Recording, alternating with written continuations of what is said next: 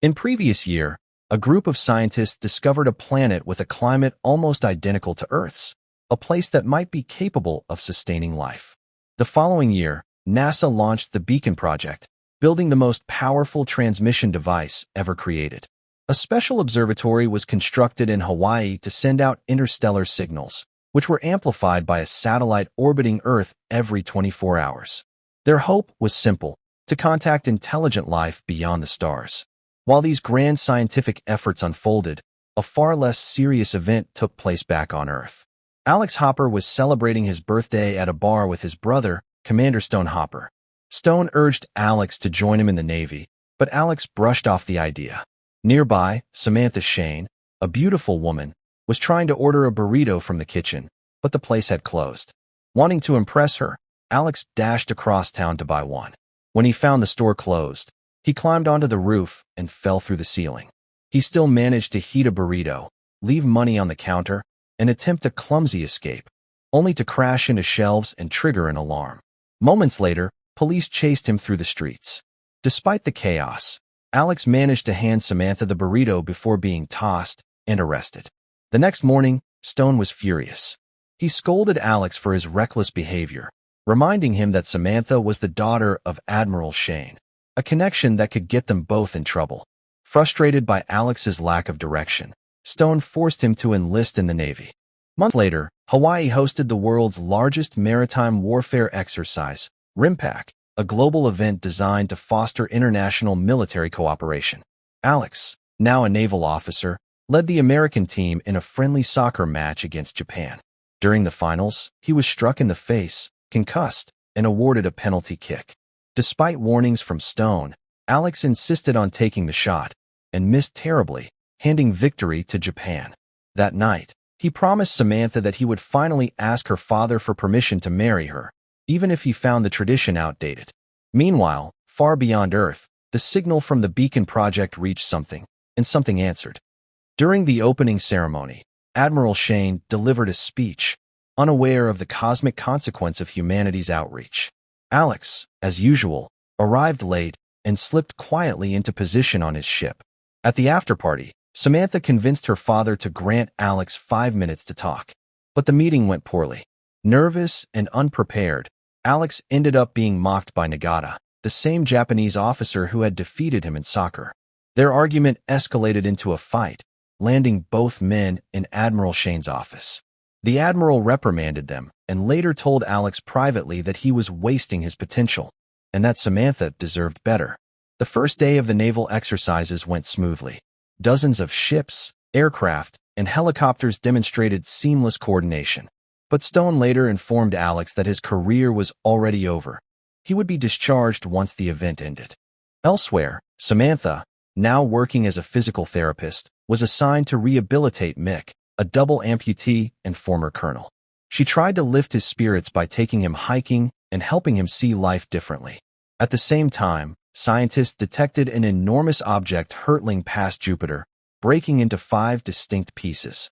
These fragments flew in formation toward Earth, too coordinated to be mere asteroids. One collided with a satellite and broke apart, while the remaining 4 crashed into the Pacific Ocean near Hawaii. The damaged 5th fragment slammed into Hong Kong, killing thousands and leveling buildings. Technicians soon confirmed the terrifying truth. These objects originated from the planet humanity had contacted. They were alien spacecraft, answering Earth's call. As the naval fleet began searching for the crashed objects, radar systems failed to detect them. When a reconnaissance boat approached one of the strange structures, Alex climbed aboard to investigate. The moment he touched the metallic surface, a massive energy surge blasted him backward.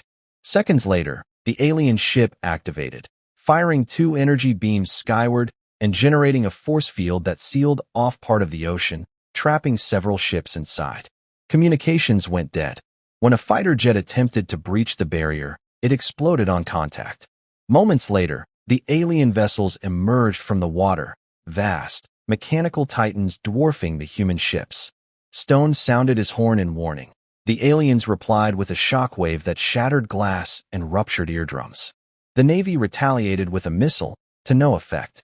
The aliens struck back, launching projectiles that decimated one of the destroyers, killing many sailors. Stone's ship sustained heavy damage, and despite his orders to fight on, it was obliterated in a massive explosion. Alex watched helplessly as his brother's ship sank beneath the waves. Now the highest-ranking surviving officer, Alex assumed command. Driven by grief and anger, he led the remaining crew into battle.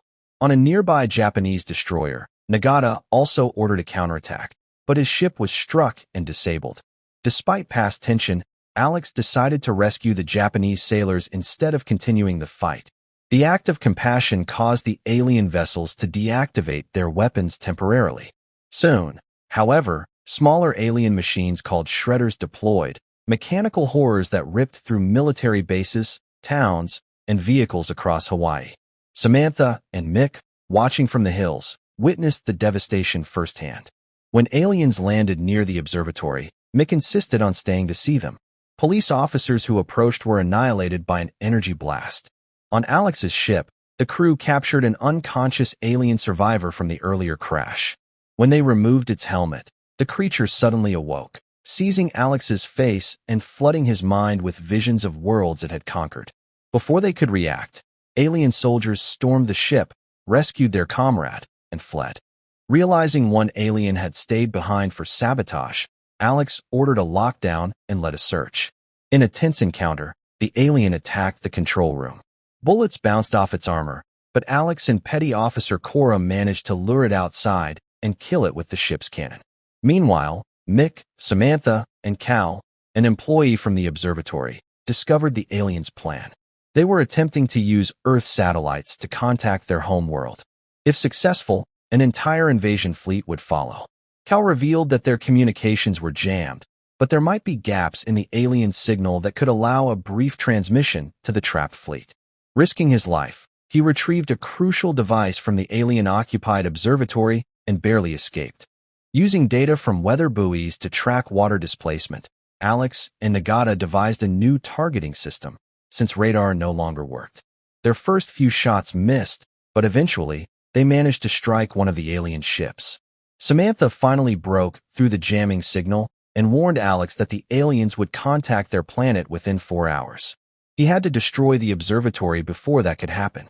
The next morning, as the sun rose, Alex's team ambushed the alien vessels, using sunlight to weaken them, discovering that the creature's reptilian eyes were sensitive to brightness. Their plan succeeded, but the shredders soon returned, tearing through their ship. As it sank, Alex and Nagata barely escaped with the surviving crew on lifeboats.